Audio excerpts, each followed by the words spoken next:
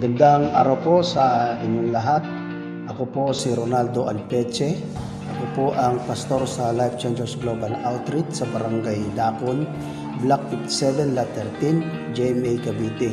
Ako po ay lubos na nagpapasalamat sa ating dakilang Diyos na makapangyarihan sa lahat sapagkat napakabuti po niya.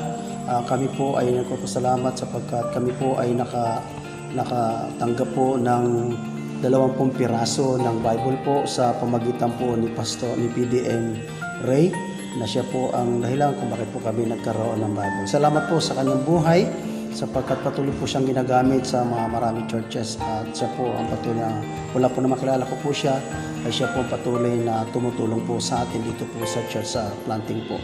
At ako po ay lubos din po nagpapasalamat sa ating pong sa nagkaloob po ng Biblia na ginamit po. Ito po ay yung Good Ground Ministry. Sa tulong po nila ay nagkaroon po kami ng Bible ng 20 piraso po. Kami po ay lubos nagpapasalamat sapagkat nalaking bagay po sa amin ang kami po ay magkaroon ng Biblia sapagkat una po nahirapan po ako sa aming pagbabible study sapagkat iba-iba pong version ang aming ginagamit. Ngunit ngayon po, kami po ay nagkaroon ng isang version, ito po ay ginagamit po namin at hindi po namin nahihirapan.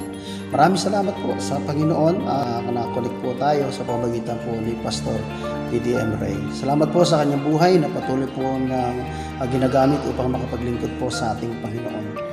Na ay pagpalain po siya ng Panginoon at marami po siya mga church planter na matulungan po sa ganito pong mga kalagayan na kakulangan po ng Biblia. Salamat po sa Panginoon at sa inyo pong lahat. God bless po sa inyo pong lahat. Thank you po muli.